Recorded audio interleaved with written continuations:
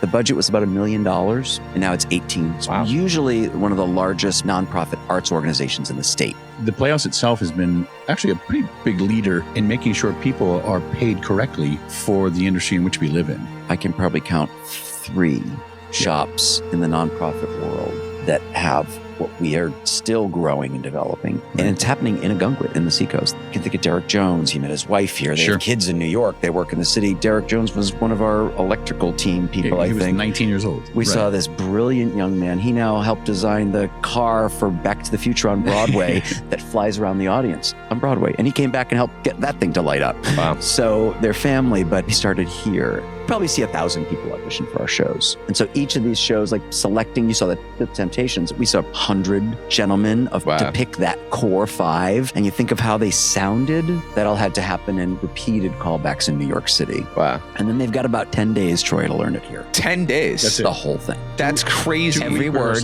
stand on your cue. Every dance move, every costume change, your wig is changed in 10 days. I think there's a sense of pride in the fact that you create these shows and then they go around the world. They go to London, the shows go to New York from the Seacoast. Hey everyone, we are just a few days away from, in our opinion, the best way to spend a Saturday night on the Seacoast. This Saturday at the Press Room, we're putting on Seacoast Singles, our special one-night live dating show, where we put 16 singles up on stage in front of a crowd of singles, non-singles, and people who just want to enjoy a show. Each single goes up on stage alongside their own personal hype person, who delivers a quick PowerPoint presentation explaining why the singles in the crowd should date their friend. It's hysterical, fun, and we want as many of you to be a part of it as possible. This night is for ages 25 to 45, and we have a couple presenter slots left and several dozen general admissions tickets as well. Ticket link is in the show notes if you'd like to join us. Plus, we will have an after party at the Wilder. Perhaps there will be some espresso martinis there. We really appreciate you being here. Now on to today's episode. Welcome back to another episode of Seacoast Stories, a podcast about the people and businesses of New Hampshire and Maine. I'm your host, Troy Farkas. So last month, I received an invitation to attend the opening night showing of Ain't Too Proud, a musical about the Temptations, and it was at the Ogunquit Playhouse in, Ogunquit, Maine. Admittedly, in my 3 years here on the Seacoast, I hadn't attended the Playhouse yet, but it was high up on my Seacoast bucket list, so I said yes. But if I'm being completely honest, I had no idea what to expect. I mean, I knew the Ogunquit Playhouse was reputable. Several people had told me that they always put on a good show. But what I saw on that nearly perfect spring evening absolutely blew me away. And now I have to know more about the behind the scenes of how this all happens, because the Ogunquit Playhouse is a gem, and I don't think we talk about it enough, and that not enough Seacoast people recognize just how special it is. With that said, it is my absolute honor and privilege to be doing this podcast, sitting on the stage of the historic Ogunquit Playhouse with 2 of the men who are instrumental in making all of this possible every summer. Here with me now is Jeff Dolan, the technical director, currently celebrating his 20th year here at the Playhouse, as well as the executive artistic director, who is currently in his 21st year, Brad Kenny. Jeff, Brad, thank you both so much for being here. It's truly an honor. Brad, we'll start with you. I'm a history nerd, so I have to dig in. I have to know everything. 1933 was the first year of the Playhouse. Can you take us back to the earliest days of the Ogunquit Playhouse and how all of this magic got started? You're kind of in Ogunquit Playhouse 2.0 right now. The first one in 33 was built in Ogunquit, right on Shore Road. If folks know the front porch, that area of the center part of Ogunquit, directly to the right, you'll see like a gift shop. And if you look at the back, you'll see a big tower in the back. That's the original stage house of the original Ogunquit Playhouse. It was there for about 4 years. And then think 1933, 34, 35, they'd basically come out of the Depression. Air conditioning was not widely used. And so, but right off the beginning, they brought movie stars to Ogunquit. That was a converted garage. It was the last converted building. The others were built purposefully built for what they are. So 33, the first building, converted garage, gas fumes, oil fumes started to fumigate people. And within about 4 years, they built the building we sit in now, 2.0. This opened in 1937, the present Ogunquit Playhouse. Okay. And what do we know about Ogunquit back in the day? Was it always a summer attraction? Did it have a glow up later in the 20th century? I love glow up. We're still glowing. Really, I can't speak before the turn of the last century, but by about the 1920s, it's always been one of those there's probably 2 or 3 unique New England towns that have fishermen and artists, bohemian kind of people coming to it. And so there's certainly Provincetown at the tip of Cape Cod. This was certainly one of the others. And so they're very unique, just I think, architecture of the town and such. It's only a town about 3 miles. And so it really just drew different artists. So even in the 20s, they were doing what they used to call pageants, and they'd build a village on Ogunquit Beach and then burn it down with like professional actors. So the first theater was in the 20s. And then Walter and Maud Hartwig, Hollywood and Broadway show people, came up here. They'd heard about it, but it had been that arts colony part of it kept going. John Singer Sargent was here. Charles Woodbury, iconic American impressionists, painters were painting here. Theater folk followed them. And then we've always kind of had the lobstermen and the fishermen right along with us. So always a mix of authentic New England and first-class arts. Jeff, what do we know about the original vision for the Ogunquit Playhouse when it was established in the 30s? So it was part of a circuit back when it originally started. It was 10 theaters. Yeah, at least 10. Grew up into maybe 60 or more eventually. Yeah, it was a pure summer stock. So each theater would build a small little set, and they would put it on for 1 week, and then they would send it on to the next theater, and then they would receive it. And this one was the first purpose-built theater in that circuit. A lot of them were converted barns and things along those lines. It started off as a pure summer stock theater. And I know something you guys are very intentional about here at the Playhouse is preserving the history of the summer theater. And I never really heard the term summer theater until doing my digging on Ogunquit Playhouse for this episode. What was the role, big picture, of the summer theater back in the 20s and 30s in the American entertainment ecosystem? People need to get out of the city. There wasn't air conditioning. And so it was just a place where you wanted to get out, have the same entertainment. You didn't have television at that point. Film was selective in what it was. You'd come out of the talkies you'd come out of the silent film into the talkies. And so, but people did like to retreat. Railroads helped all those things happen. And so a lot of these, as Jeff said, converted barns, meeting houses started to develop kind of I wouldn't call them community theaters because that's more like local folks doing it. These were the top showmen and Broadway and Hollywood people of their day going out to get out of the city in the summer, frankly. And pretty much what you said, Troy, we don't produce the way they did back in the 1930s anymore. We've got, you're sitting inside of a Broadway set. We've got Oscar-winning costumes backstage, costume designs. And so, but we do love to preserve that sense of summer. We're lucky to be on the Seacoast here and work and live here. I've lived here for 21 years. And so we all celebrate the summer when she shows up. And we know the audiences like to as well. So it's important. So take me into the growth and the evolution of the Playhouse. When did it really become a major attraction for top talent from American theater? It has always been part of getting Hollywood and Broadway here. So Maude Adams was a major silent film star. She opened the first Playhouse downtown next to the front porch. After that, Douglas Fairbanks Jr. These are big, huge names. Basil Rathbone, Betty Davis grew up on this campus. So are these people, they're already established and they're coming to Playhouse, or they come to the Playhouse and this is really where they start to build? It's both. Betty's an interesting story because we have pictures of her on this campus at 16 smoking butts off the back of the building. She was a lifeguard. She was Ogunquit's first female lifeguard. Wow. Yeah, Betty Davis was. So she's kind of a unique thing where she grew up here and she was a Mainer and came back in the height of her, she and Gary Merrill, her husband, bought lighthouses between here and Portland and turned them into homes. And so she has a long history here. But, there's Fay Wray had been the star of King Kong. She came here. I've met her granddaughter in the lobby. And so it's kind of always been that place, Troy, I would say. It is unique. There were a couple in the country, I would say, I'm trying to think who is so well known with just Hollywood coming. I would say it's probably Ogunquit. I imagine television and the influx of entertainment options, as well as several economic downturns in the last 100 years, have really been the biggest drivers behind the decline of the American summer theater. We've seen waves of it go. I mean, so it had a big resurgence in the 40s, 50s, and 60s. I think television came on. We all had to compete with it. And then we also follow Broadway a little bit in its own way. You know, we use certainly some of the product from Broadway and work with, we send shows to New York. We bring shows from New York here. But, you know, so Broadway kind of ebbed in the 80s. It ebbed a bit in the 70s.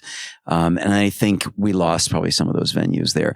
When more folks in America, remember, well, you may not remember, Troy, but when I was growing up in the 60s, you know, my 60s? How old are you? I'm not going to say 62. I thought you were, no way. You're 62? 62. What? I would have guessed 42. Oh, wow. That's crazy. You love Troy. Wow. So thank you, sir. So assuming you're not 62, you don't look it either. Thank you. But like my folks would listen to, I grew up listening to Oklahoma and the King and I on records, you know, and those are my parents' records. My sister listened to Jesus Christ Superstar in the 70s. So Broadway was very much a part of pop music and pop culture in the time.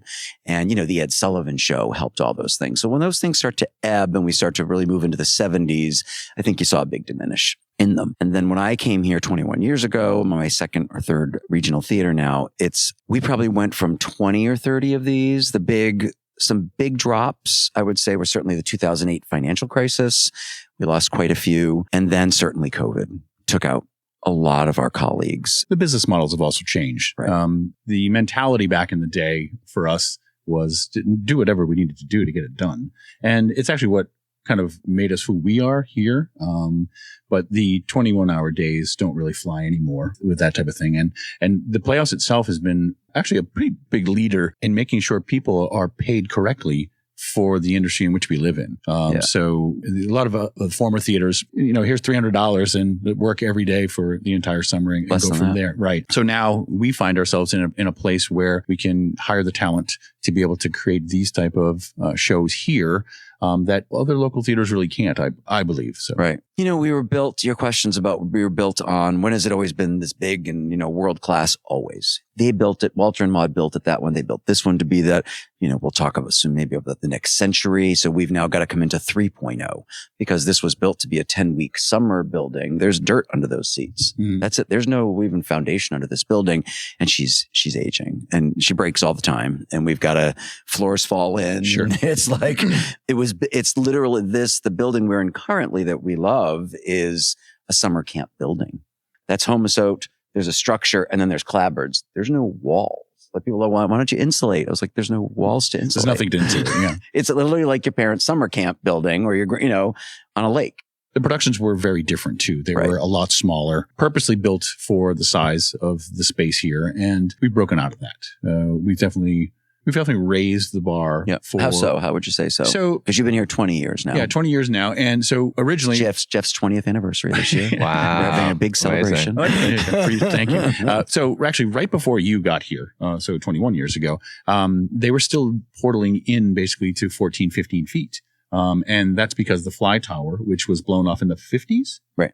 So they have the Ogunquit Playhouse, a big hurricane hit this town and ripped the building in half. We have photos of it on really? The lobby. Yeah, so took the whole back off. Center way of the auditorium. This was all blown away. Wow.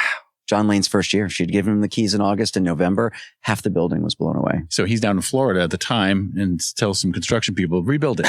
And they don't rebuild it exactly. No, but he had no insurance and here's the money I've got. Yeah. So the fly tower should be a flat top and you have the ability to fly your battens all the way out.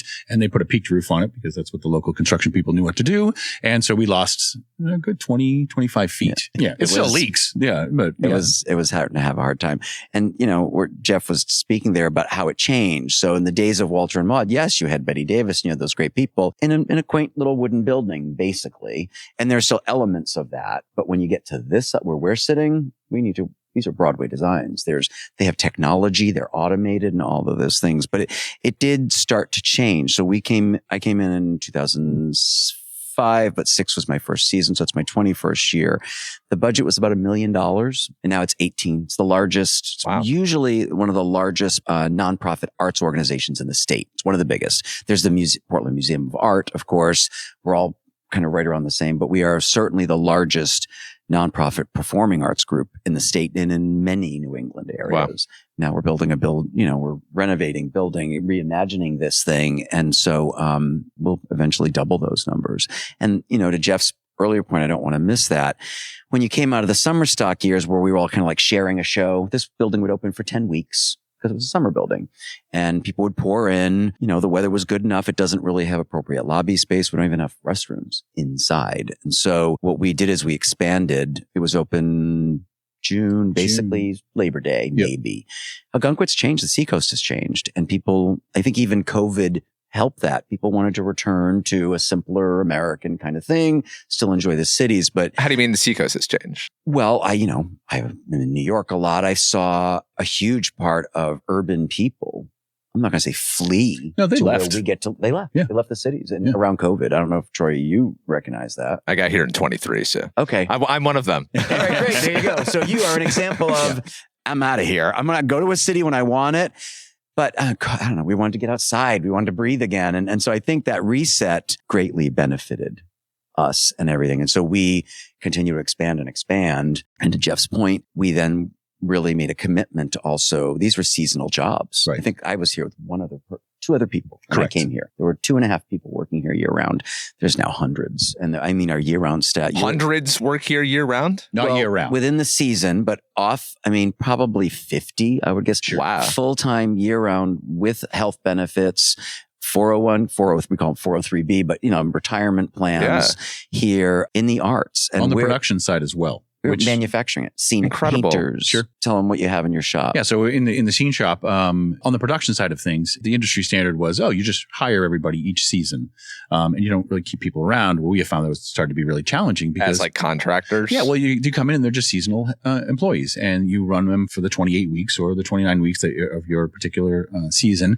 And then from there, they're laid off and we're going to go from there. Well, the business model was, admin you have to keep around all the time and marketing needs to be there. And we kind of challenged that a little bit. We're saying it costs more to hire everybody each year. So by doing some supplemental stuff. So in the scene shop, we built some for some other theaters. We built some for some universities down in Boston, do some supplemental stuff for a couple of Broadway theaters every once in a while.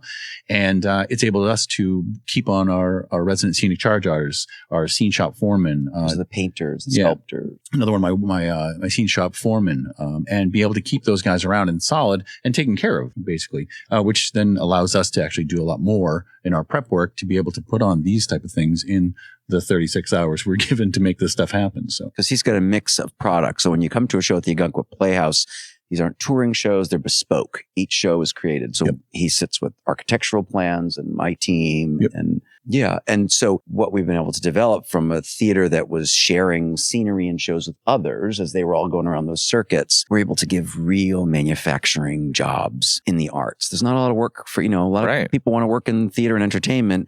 They go to school. There are not a lot of theater but I can probably count 3 shops in the nonprofit world that have what we are still growing and developing. Right. And it's happening in Ogunquit, in the Seacoast, these jobs. So people, and then they move here. It's a little shocking to the industry as well. Absolutely incredible. They're just like, where is this coming from? Right. Which was good to hear. And a lot of that actually, Brad being modest, was Brad never said no in the beginning. It was always a challenge too. It was like, I'm getting you the Hello Dolly things or whatever these type of assets that were out there. And threw them at us and be like, we have to make this work, guys. And it definitely raised the bar and it challenged us from the very beginning. Because when I came in, it was like, here's the original Young Frankenstein towers for Broadway. Okay, right. Our stage isn't that big. We'll figure it out. We'll figure it out. And but the challenges of us and all the rest of the production teams were given definitely has helped to make what we're currently putting on. And it's a pretty well-run machine right now. Yeah.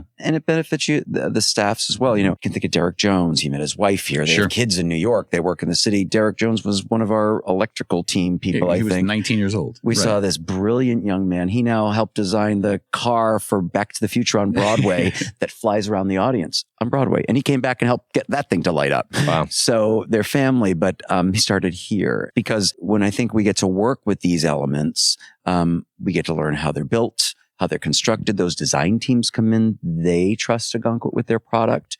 And so we also do a lot of world premieres. We got John Mellencamp coming in, to create his new musical of Jack and Diane here. So that we learned how to deal with the things. We punch pretty high. Yeah. Here. All right. I have so many questions. There's a lot there just while it's fresh in my head.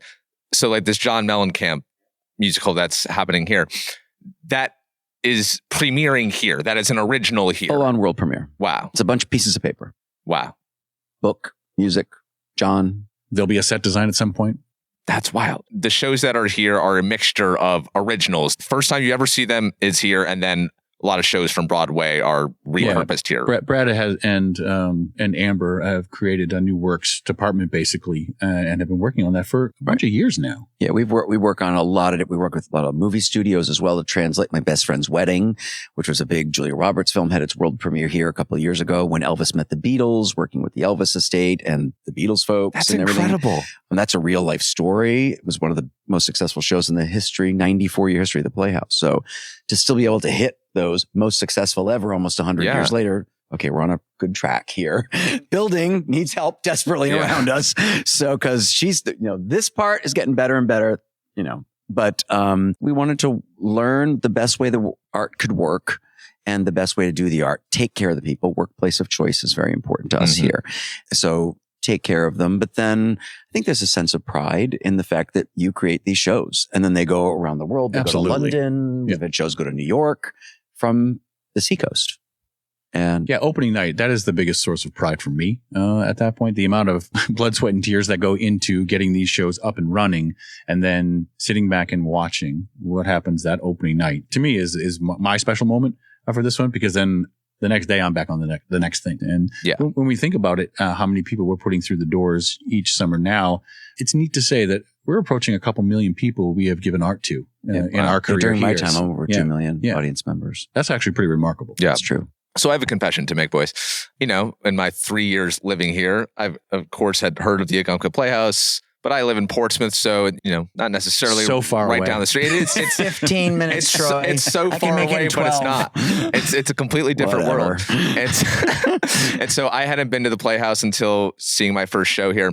And I kind of had the perception of the Playhouse before that, that's just a cute Seacoast thing. That's just another cute Seacoast historic thing, one of many landmarks we have in the area. We do get that.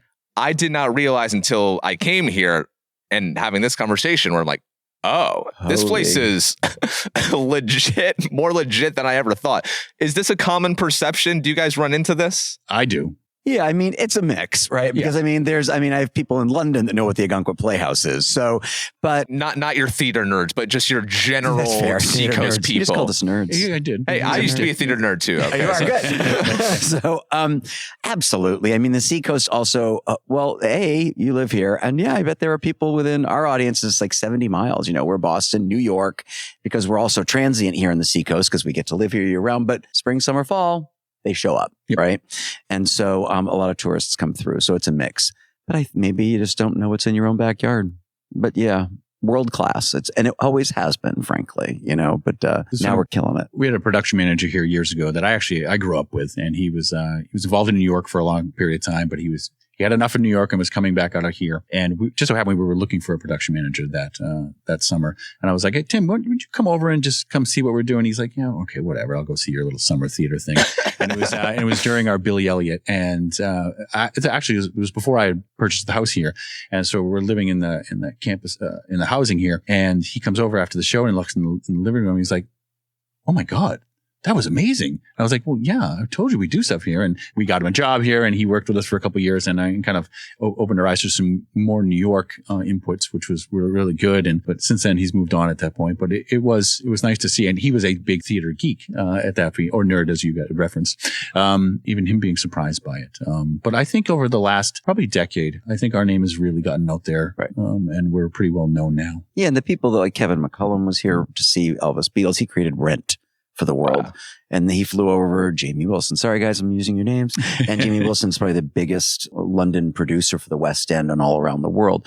When we did My Best Friend's Wedding, that's Crossroads, who is the largest global for Broadway, West End, Korea. And they brought their show here to create it. What, Da Vinci Code? Da Vinci Code, because Dan Brown lives in the Seacoast. Right. And so we were working in London. I'm always looking for shows over there. The mix, Troy, like you said, either like Ain't Too Proud. Yes, it was just on Broadway. We're usually the first to reinvent it, but I'm over there we kind of wanted to do a play as well. And they read this new Da Vinci Code going around with Tony Award-winning projection designers. And I said, hey, we know Dan. We know him really well, actually. And he's best friends with our board president, and he's been in our building quite a few times. What's going on with Da Vinci? And it was about 2022. So it had gotten shut down because of COVID. That so the assets were just sitting there across the pond. Shipped them across the Atlantic Ocean. They brought all the designers and the book writer over from London and Dan Brown. We sat in this room and created the American premiere of the Da Vinci Code as a stage production with Luke Shepard's team, who he created, and Juliet for Broadway. And so I don't know how we got off on that tangent, but punch high, we dream big.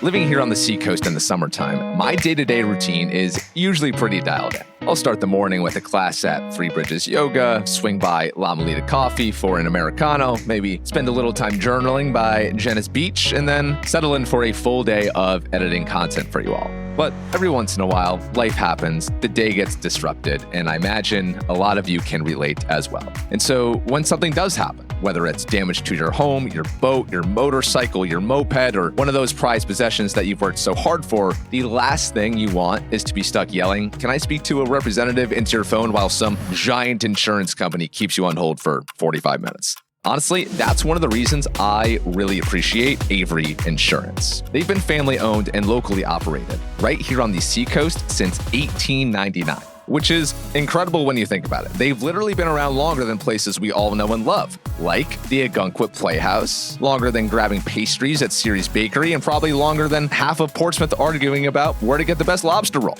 What makes Avery different is they're an independent agency, which means they're not tied to just one insurance company. Instead, they shop across multiple carriers to find the best coverage and the best value for you. So whether you're protecting your home, your business, your car, or you're a local entrepreneur here on the Seacoast building something from the ground up, Avery has a dedicated manager and an in-house claims team ready to help when you need them. And I really appreciate that they care deeply about this community, supporting local businesses, nonprofits, and local independent media outlets like Seacoast Stories, which I am incredibly grateful for. To learn more, just visit averyinsurance.com. How do you choose these shows that make their way here, / how far in advance are those decisions made? 2 to 5 years, I would say right now. Yeah. So we have a balance, here we'll open with like a sizzly hot recent Broadway title, or so that's like something like Ain't Too Proud. And then a classic, we've been here for almost 100 years. So we'd like to venerate, curate, but always, we kind of call them revivals or revisals. If you're going to do Hello Dolly, I'm just not going to take it off the shelf and just stick up your grandmother's Hello Dolly. Hello Dolly is a story about 2 women that need to take the agency back in their lives. They've been dismissed by their areas. It's hysterically funny with drunk, crazy tap dancing waiters and all this stuff. But at the core of it, what is the story? Are there people overcoming obstacles? And then, and I make a blend of them. And then something no one's gotten to see in decades is City of Angels. It's one of Broadway's best musical of the year. Best, it was the Hamilton of its kind of time. And so, and they've locked it down. And so we negotiated that for a number of years, allowing the authors to say, okay, it premiered in 1989, became a sensation, but we need to go back and look at the book. How do you tell the story today? Even though it's a 1940s big band jazz musical with gangsters and film noir like Humphrey Bogart in it, language needs to be looked at for today, and then it'll be reintroduced here, hopefully for other places. Producers is coming this year. Mel Brooks is 100 years old, and so we love Mel. He's been very, very good to us. And the show is a 25th anniversary with Susan Stroman, so we're doing that. And then Mellencamp is a new one. So I'm looking out next year. We'll probably start a construction project towards the end of next year. And so I'm lining those things up. We have a couple premieres. We're working on some pretty exciting movies that I can't tell you right now that you'll be here. Oh, that would be a fun musical, So we're working with those book writers. Sometimes it's the screenwriter who works with us, or sometimes they bring in a more established play book writer. We work with them and we do readings. Jeff mentioned Amber Wallace. She works in our new works department. That's probably Troy, only about 5 years old, but that's the one that specifically takes in the scripts. And, if I'm in London and someone, like when Elvis Met the Beatles was a stack of paper, it was a manuscript on someone's desk. We were working on a different title that ended up opening in London instead of America. And he just pushed a stack of papers across. And I saw When Elvis Met the Beatles, a play. I was like, did that happen? Did they meet? And it made its world premiere here 12 months later. Wow. And so I didn't know that show was even coming to us until I was sitting in that office. So we had other plans for the end of last season. And I came back with the team. Like Jeff said, we have a leadership team here that works with all of us. And it's marketing, fundraising. And I'm like, I got this. I got Dolly. I've got maybe Little Shop of Horrors with someone from RuPaul's Drag Race in it. And then, but someone gave me this stack of paper. And everybody leans forwards and we think about how could you fit in Elvis and the Beatles in a real life story with all their tunes on our stage. So it's a blend. Balance is good. So is the 2027 calendar set already? I have too many shows. So we got to cut I'll it probably down. get 4 or 5 slots. It's definitely not set yet. No, So- definitely not slot. I'm sorry. Yeah, no, Troy, I got too many shows. I got to pick what to do. But we're on it. I can't tell you what they are, but we've got one of the biggest, most global sensations of all time is coming to Ogunquit. And so that is, so you can all figure out what that is. Wow. Okay. I don't even know. Taylor Swift coming 2027. Here we go. Universal Music represents her, by the way. So it's not Taylor that I know at this point, unless she wants to get in the show. But call us if you do want to get in the show. But yeah, so there's that. I would say we've got 5 slots. I've probably got about 8 titles vying. Okay. And we're considering 2 different premieres, either American or world premiere for that. So we'll pick them soon. Gotcha. Now, I want to talk about casting in a moment. Any idea what percentage-wise Seacoast residents versus non-Seacoast residents, tourists who are coming here for the shows in the summer We could season? definitely provide it for you. I mean, pretty much around 70% is within about a 75-mile radius of the Playhouse. That includes Boston. That includes Portland. And so because we're fortunate that we're located right in the center of all of you, all of it. And certainly like Andover, Massachusetts is probably only 45 minutes to get here. And so that makes north of Boston accessible to us on a night trip. You can drive up, do a thing. And if you're from south of Boston, it's not so bad to be here on the Seacoast or in Ogunquit, where the hotels are wonderful. The dining's fantastic. Take the night, get the hotel or the motel room and stay and treat yourself. Go to Flo's Hot Dogs, which Flo's I know Hot you guys Dogs. love that spot. Don't miss Flo's. They've never been to Flo's. Neither That's have not I. true. I've been once. I have not. You've not. No. Neither have I. So Okay. who am I to On judge? the way back. Now, I've only been to one show here, and it was opening night for the entire season for Ain't Too Proud. And I was being observant, and I noticed that it did seem to be an older clientele here as well. Is that generally how it is on most nights as well?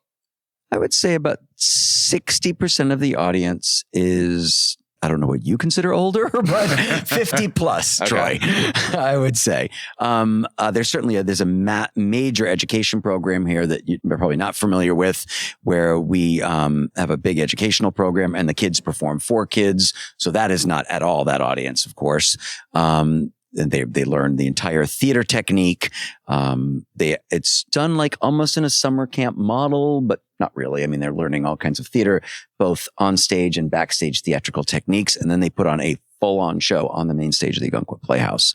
And so that happens 3 or 4 successive series of those a year. So that audience is that way. And then I would say the product itself and the main stage audience, what it draws, what you watched with Ain't Too Proud, is a mix. So, I mean, I would say 60% is that. It depends on the title. You know, I think for the Mellencamp, it'll be different. The producers will probably skew a little younger. City of Angels is both a theater nerd, but also like a jazz and like a big band person. So that'll probably be a mix of people as well. I think it's very common in the regional theaters to see an older clientele, especially during the matinees and things like that. Yeah. But matinees, certainly. Yeah. Yeah, I just wondered just because, so I used to work at ESPN and I worked on a podcast about baseball. And so a constant theme on that podcast was the MLB needs to figure this out because the audience definitely skews older, baseball being America's pastime. The NFL has overtaken it. We got to figure out a way to make this game more fun and faster paced. And how can we jazz it up so that the kids want to watch this sport and so that it can ultimately stay around? So I'm just wondering if you guys have any concerns about, I know you guys are building toward the next century of the Playhouse, about trying to make this an attractive place for the younger generation to want to come hang out. Every theater, all the time. Yep. how can we honor what we've got, but also make sure the next generation feels comfortable and included to this space. And so that's the storytelling. It's the casting of it. We're casting City of Angels, and a lot of them have, 1 million followers on Instagram. Those folks are going to draw the younger people. And Jeff mentioned our Come From Away that did not intentionally. It was built just for Ogunquit. It's going around the country. It may go back into New York, I just heard. And so that had Mary Kate was the star of it, and she has a huge internet presence. As soon as we announced her, the box office exploded. Yeah. And that drove young people. We did Waitress a couple of years ago, and I honestly didn't know how it was going to do. It was a Kerry Russell film, and they were all young mothers and daughters, because that's what the story is. I didn't know that these songs that were written by Sarah Bareilles just had flagged into this 20 and 30 and young moms demographic. Yeah. And so it was suddenly we saw that huge shift. So it depends on the piece and who's in it sometimes. But yeah, we need to make sure it's accessible. There were hundreds of these theaters years ago, and my parents listened to Oklahoma on the record player. And now we need to get the people that are relevant to them. They have to do this art form. It is live theater 8 times a week, and you talked about the mayhem that can be backstage. And, Troy, even on that point, I think it's almost like Olympic athletics. Jeff talked about the organization afterwards. We'll walk you around. You can see that all of these, there's a Cadillac a vintage Cadillac is backstage. It's hardly you saw it on stage, right? It's real. It's not a prop. And so, he had to figure out how to move that thing around and safely in the dark, get it out of their way as the Temptations are doing their 10th costume change, maybe wig change, and not having to choreograph themselves on stage. That Cadillac is going off. Right. And so the mayhem that it could be, it's just about really being safe. We preach safety very heavily, and being as organized as you can, taking your time and when you can, and moving it forward. But then the discipline of those TikTokers or YouTubers or maybe a reality star, they have to adapt to 8 shows a week. And if you're like a dancer, and this show has a lot of choreography in it, but you get into something like a Producers or Hello Dolly, where there's chorus line, extraordinary choreography on stage. These are like Olympic athletes. They treat their throats, their bodies as the machines. It's their product. Right. And so the younger people are doing it. We do a lot in London as well. I would say we are fortunate here to brag as people that work in the American theater that thanks to our education programs and our colleges, a lot of people still want to be in the arts. And even if their parents are like, well, you need a real job, there are real jobs here, thankfully. This is a career. But there aren't so many of them around the country anymore. Right. But people are still young people are coming into the arts, and maybe some of your listeners are too. And so we're fortunate in America that we do constantly have a flow of younger people, well-trained, to come in and do this work. There's nothing quite like live performances, especially today in this modern era of media and how we consume things. And live still draws. The live sporting events, the live award shows, the live performances where anything can happen, because everything that we're consuming these days feels so performative and feels so perfectly put together. Sure. AI is really influencing that as well. Yeah, absolutely. You're seeing it on Instagram on AI now. Yeah. With AI. Yeah. So live still wins. So I love live shows and what you guys are doing here. On the subject of the casting, where are we sourcing this talent from? Are they local? Are they national, international? How do they come here? Again, it goes back to the world class. So sometimes we do auditions within New England once a year, but the majority are major Broadway or Hollywood stars. And so we have a casting agent, ARC is one of the biggest Broadway casting agents, and they select a few theaters, nonprofit theaters around the country. And so we're one of their kind of like legacy customers. And so we're fortunate that they take us on. They also do The Lion King around the world and other big shows, but they also cast Ogunquit. And so that's who we have calling a Tony Award winner, Beth Level, for Hello Dolly, or whatever movie stars. Kathleen Turner was on our stage a couple of years ago in A Little Night Music. So we have the top of the industry as far as representing us, calling them. And we go through lists of, we want this movie star, we want the Broadway star and that one. And spent a few weeks in New York, actually. And we're in New York casting them. Yeah. Right. So we see hundreds of people every year because if it's an ensemble or a chorus or a dancer track, we'll see hundreds and hundreds of people in the city. And then we go into callbacks, and you've got major stars from TV and Broadway walking in the room and wanting to be in that play. And this, I think also Ogunquit is special because, we've talked a lot about the heritage and the legacy of it, but it is a place that if you're in Broadway or in London, the theater nerds, even if they're the actors, even Kathleen Turner, we called and asked, are you interested in doing Little Night Music? Immediately it came back. I remember Rue McClanahan from the Golden Girls. And we were like, hey, it would be great if Rue McClanahan would do this. Do you know who the Golden Girls are? I've heard of them, yes. You've heard of them, but you haven't seen them? I think my mom made me watch some episodes back in the day. Ouch. She made me watch Golden Girls, Designing Women. Yes. All My Children, Design. I'm All My Children's in there too. So, the Golden Girls is a fairly well-known television show. And in there was certainly Betty White, who was known for being on the stage. But I remember Rue was so excited that the Ogunquit Playhouse called her. My personal phone rang, and it was like, I'm not going to imitate Rue McClanahan's Southern accent, but it was Mr. Kenny. This is Rue McClanahan. I just did it. I just imitated her. This is Rue McClanahan, and I'm at the parking lot at Hannaford, and I'm like... Yep.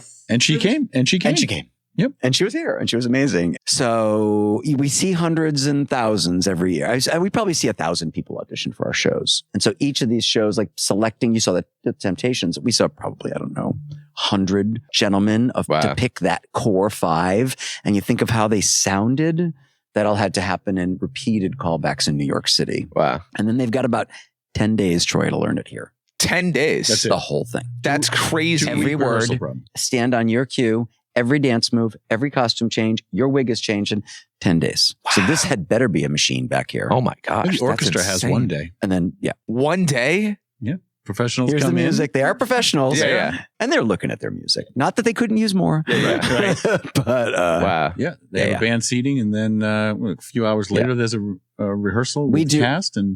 And we premiere so many shows here. We are probably unique in Maine, I'm going to say, or in the Seacoast, that we actually do a formal, Broadway preview process. So if you're here during previews, come back. And what we'll do, you can, I step out and make a speech, and it is shorter. It's not opening night, I swear. What's a long speech? And so, but I tell them, we were in rehearsal today, and we're going to add more things to the show today. So you are literally the first to ever see this on stage. And are you guys excited? Yes, they are. And I tell them what they're doing. And I say the show might stop because you are part of our technical preview process. People are living it. They're taking photos, it's serious bragging rights. And then it opens later. And so they have 10 days, and then you've got that preview process. And then what Jeff said is his team comes in at midnight every night. So we do the show until 11 o'clock. We have meetings in the back with a sea of big computer tables, designing all of this, all those projections you saw. And then Jeff and his crew show up at midnight, and then they get their work orders for the next night, because then they go home. We go home.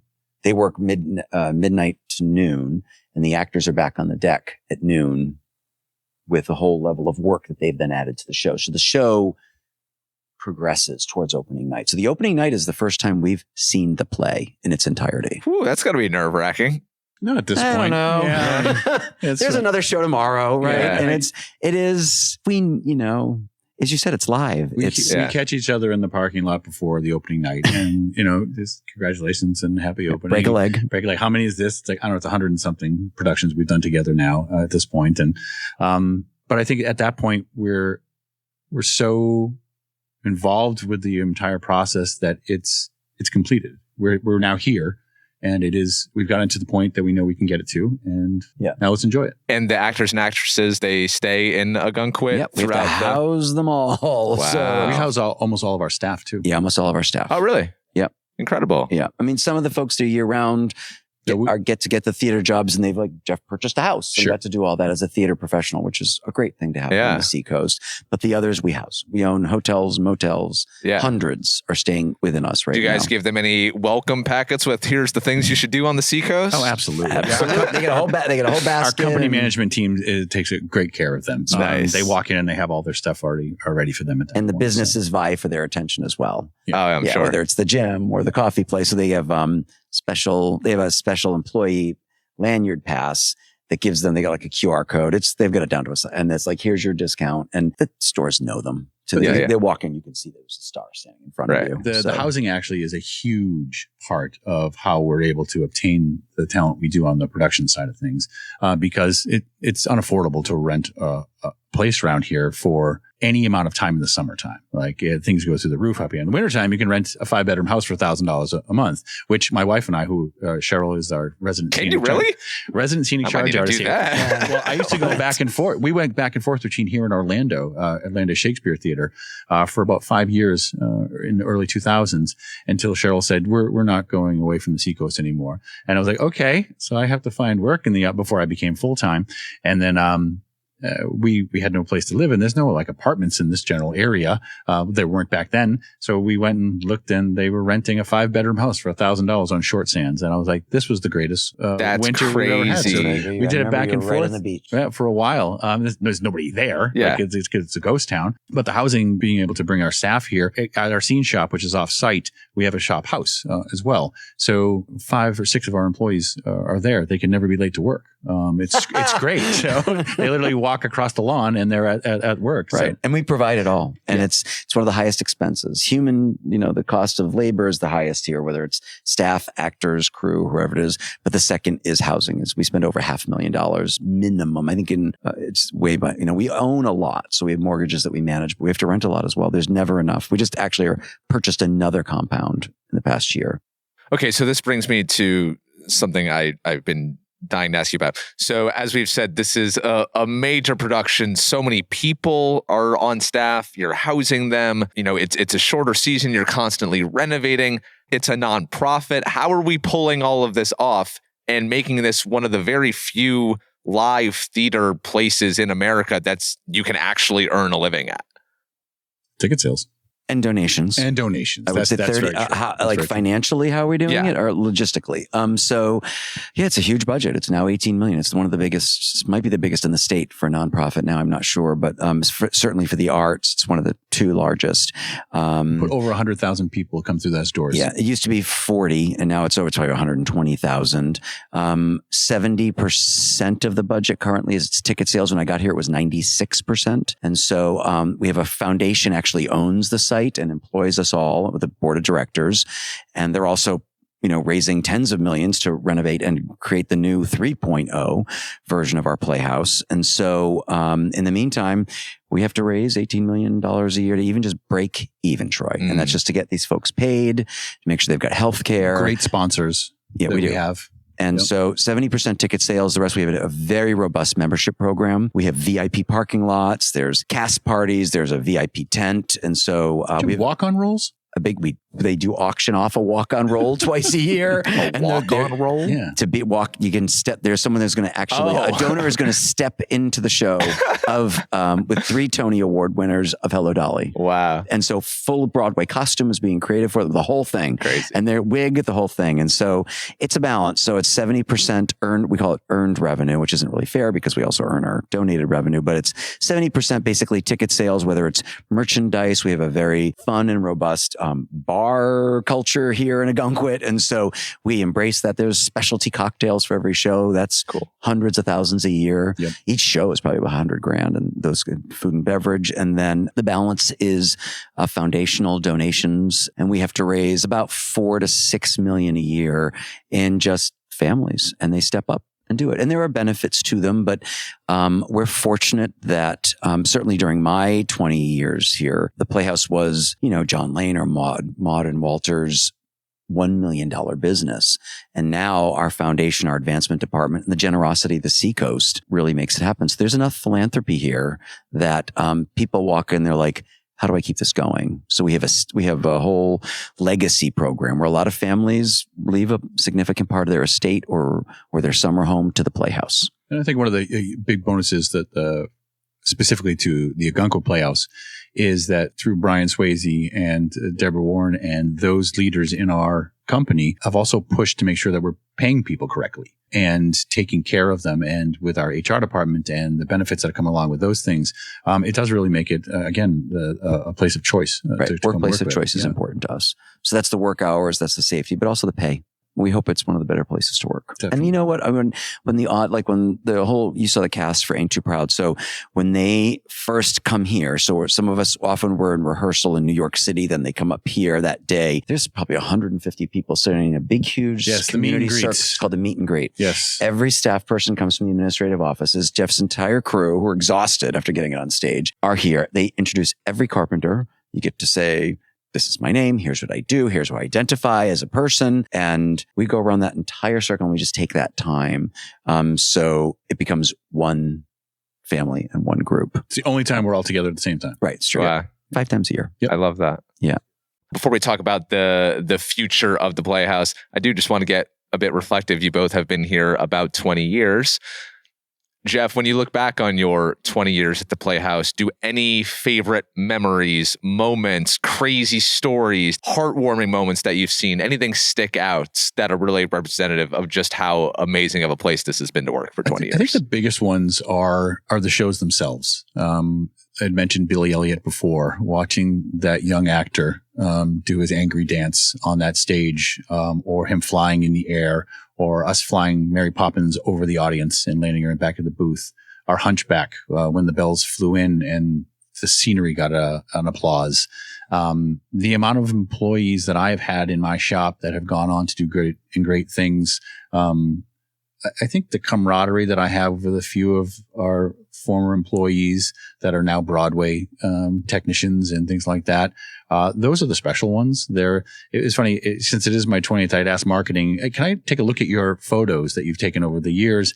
And they had let me do that. And one of the first ones that came up in 2007 was actually a picture of Brad. We were in the Wells High School parking lot with two 53-foot trailers of scenery because we'd had no place to put them. We still had the shop down in the old, down the hill. The scene shop was right down the hill for us, a little bar in the back with no level surfaces or anything like that. So we have the Crazy For You set out there, and he's got his hands on his hip and he's looking up, and I can just imagine what's going on in his mind. What did I just get us into? I think some of those were, there's some pretty special moments that we've had at that point. So yeah, it's the shows, I think, that really do it for me. Brad? Wow. Thanks, Jeff Dolan. I get to share some of your great memories here. Thank you. And you certainly are. Can't do it without this person. I mean, this is the person who makes the dream happen. I can come up with a crazy thing, but I got to stand there with someone with my hands on a hip in a parking lot and go, okay, what did I do now? And how do I get this in the building? How do I get the Broadway set for Ain't Too Proud in a building with no fly tower? And, it's interesting. As Jeff was speaking, I was like, wow, if I had to say one story, I've got gossip. I can tell you that. I've got backstage gossip. I'm not going to name names because some of them are still alive. But, and I told you a story about Rue and, so many major stars that people know and that have come through here and either visited or been on the stage. And but as Jeff was talking, I was going to say, I think of all the fact that we've gotten to tell stories like this and share lives with people. And a lot of them have people have passed on but I think it's just the fact that what a blessing and a luxury it is that we get to have the power to choose the stories that the Seacoast gets to hear and that will draw this level of talent and interest and get to share it. We don't take it lightly, I'll say that, but I think it's just being able to make the impact and tell stories, maybe change people's perspective a little bit or a different way to look at things and just hear them laugh and scream and cry and do all those things. And, I've often said things, don't be offended if you love the building, but, it's an empty white box until we fill it with the people. It isn't. And I've had to stand out in front of it and people were complaining about this or that, or they were saying what we had to do with it. Because in 20 years, we've had a lot of architects and all these things. And I said, this is an empty white box until it's filled with the people. If the people are Betty Davis or it's Troy or it's Jeff or it's myself or others, they're the ones who create the reason it was built. It's to tell the stories and have the interaction, that live thing, Troy, you're talking about, that audience thing. That's why it's here. That's why I think, we were really lucky to inherit a heritage. And the more we give to the Seacoast, the more new people come in and learn.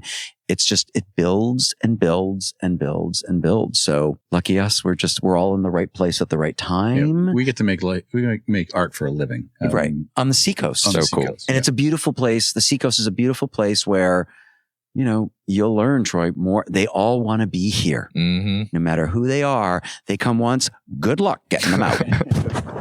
Good luck getting them out of the building, right? They're like, oh, is this my housing? And by the end of it, they're like, hey, can I spend 4 more extra days? And then the phone rings. Yeah, we had someone just get a Tony nomination. Hannah Cruz has done, so she did Da Vinci Code and other shows with us. And she's like right now a Tony nominee for the awards in the next week or so. And she's like, she'll grab me and be like, what are we doing? And so we're lucky. We're lucky for the Seacoast, and we're lucky for what we get to do. Yeah. On that note, the Seacoast is so known for its arts and culture in Ogunquit, Portsmouth, and several other towns. Or what do you see the role of the Ogunquit Playhouse being in the arts scene on the Seacoast? What does it mean to the Seacoast? I think the town sort of told us that when we went to the town, trying to tell them that, letting them know that we need some infrastructure here. For this building is falling down, and there was an outpouring of support for the plans that we were hoping to do, and we're hoping to actually get their support again because we need a couple more modifications. And I know there's a vote coming up for a little bit of height enhancement that we need to have for our lobby, just because we can't go down any farther at this point. But I think they'd let us know our impact that we have with them.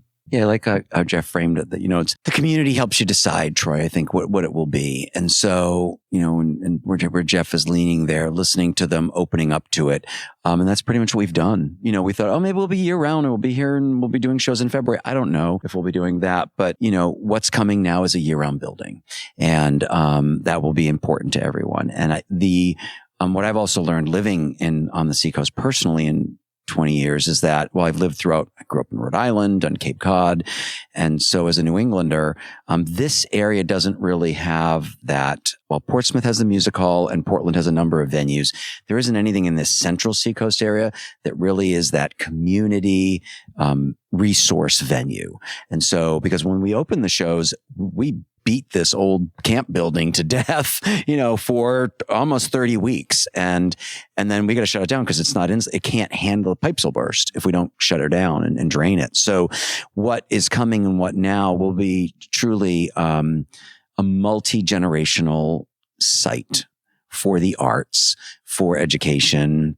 We work on different things, even like with senior loneliness. I know that sounds a little off of our mark, but we have a huge volunteer squad in the hundreds. And a lot of those folks are isolated. And so we've been looking at, yes, they get to enjoy the main stage and have their enormous benefits to being a volunteer at the Playhouse. But part of it is camaraderie. But what do they need? And what a place do the schools in the area need? Like Portsmouth High School want to come here and do a thing. And Sanford High School doesn't really have, there's a venue there, but they don't have sometimes the right funding for the arts. And so, there's a significant opportunity here for the Playhouse to become a significant, Seacoast resource, a site, a year-round site. We're in the program. We have something in front of the federal government right now for funding towards, to completely reimagine our education campus. We have a small campus over the river, some very humble 1930s buildings the Barrymores helped build. I think Drew Barrymore's a kid's got her signature up there. And so that they worked there as kids. That's being reimagined for a true educational site that multi-generational people can come in all times of the year and have dance studios and different ways to learn the arts. And so, the leadership and the knowledge is here for that. We just don't have the site for it because we're still in a 10-week summer building. Right. So as we look toward the future, I know you guys have launched a capital campaign to keep the Playhouse around, one of the last remaining summer theaters in America, around for the next century as we approach, I think we're 93 years in and we're already looking toward the next century. What is the goal of this campaign? How does the Playhouse stick around for another 100 years? Infrastructure. It really needs to, we want to be up and compliant when it comes to the correct seating. We want to make sure ADA is up to codes. The physical infrastructure here, there's not enough space in this building to do shows.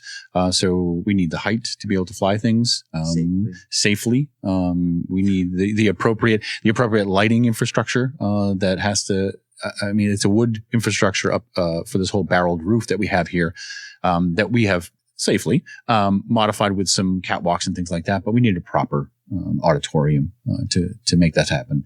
There's no orchestra pit in here anymore. There is a hole underneath that stage, but we can't put human beings in there anymore at that point. So we need a real orchestra pit and an actual trap room and a full fly system. And we also don't have enough shop spaces. So it's a venue that will also be able to have our costume shop and our lighting shop and in the building at this point. So which seems obvious, but it's not. It's got to be trucked in from a different location. Yeah.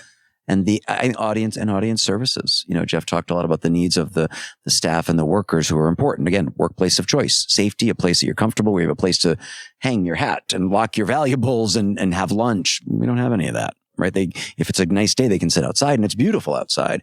And then the audience services, Jeff immediately spoke about just access. People deserve proper access to a building right now of all different abilities. And it was never built that way. That's not the way it was in the 1930s. And so, and it was not built to sustain what it certainly has become and what it's been for the past half century at least. So yeah, bathrooms inside. We don't have, bathrooms for all types of, we don't have a family bathroom or a multi-gender bathroom inside this building. You can't do that today. That's not okay. And, air conditioned. I don't even have an air conditioned office, which is okay. But, we put up a lot of fans. And so, the auditorium and the dressing rooms and the audience areas are air conditioned. But yeah, people are often shocked because we're showmen. And so like Walt Disney, we're going to put on a show and we're going to give you hopefully some beautiful heritage aesthetics here, but we're glue gunning some of it together. There's no question. And I think our audiences, our volunteers and our workers, deserve a space that they can come into in a comfortable way that they feel is accessible to them and enjoy. And I think we all know we need it. Now we just need like the family foundations and the Seacoast and folks to step forward. And we're doing really well, Troy. I have to say we're well over fifth we've gone through a silent phase of a campaign, just seeing again, what's feasible. To Jeff's point, what do you all want from this? What do you want it to be? I'm a steward. That's all. I don't own the building. My stewardship is now 21 years, but, I have Deborah Warren is our managing director. He mentioned Brian Swayze, who oversees all of the shows, our producing director. And so we come together and then we reached out to the community and said, what do you want this place to be in the next century? And then we got 20 architects vied for the opportunity to reimagine your Ogunquit Playhouse. And so, we got an incredible one, New England based, which we loved. That was not a caveat, but we did. And, they're out of Boston and, they have meticulously seen every show we've done. They were in the room with you for Ain't Too Proud. Yep. And while you were sitting after intermission, he was back there and I was talking to him. Now, did you see the way that actor stood? That thing that we just shifted in the new space is going to be that. He goes, I see it now. I see it. And so Troy, as we're sitting here, there's big projectors back there from Broadway. These guys, there's no direct access to them. And so the designers and the architects know to operate that and work on it safely and efficiently, that they need certain capacities around it. So because the audience wants it, you want to see this Ain't Too Proud. Mm-hmm. I think you do. I do. I do. And so I got to deliver. That curtain goes up. We better put on a show that rivals New York. Well, you guys are delivering. You guys are putting on shows and all these problems you just laid out. I don't know what you're talking about. The Ogunquit Playhouse is totally perfect as she is. Brad and Jeff, I thank you both so much for joining me, for what you have done for the Playhouse, what you have done for the Seacoast over the last 20 years. And just congratulations to you both personally on tremendous careers that you guys are having here. So thank you. Thanks for having us. Appreciate it. Again, that's Brad Kenny and Jeff Dolan of the Ogunquit Playhouse. To contribute to their ongoing capital campaign and to access their full summer schedule, you can visit ogunquitplayhouse.org for more details. As for us, the hottest club on the Seacoast is going back to Newmarket, New Hampshire. Our February dinner club in Newmarket was probably my favorite one that we've done so far. And on July 17th, we're headed back, this time on a Friday, for a special 1-year anniversary edition of Dinner Club. To join us for a magical summer evening, you can book your seat at the table by visiting the dinner link in the show notes. Thanks again to Brad and Jeff for joining, to Avery Insurance for supporting this episode, and to all of you for listening. I'll be back next Monday with an episode I'm personally so excited to bring to all of you. But until then, have a great week. And if you see me around town, please stop me and say hi. I would love to hear your story.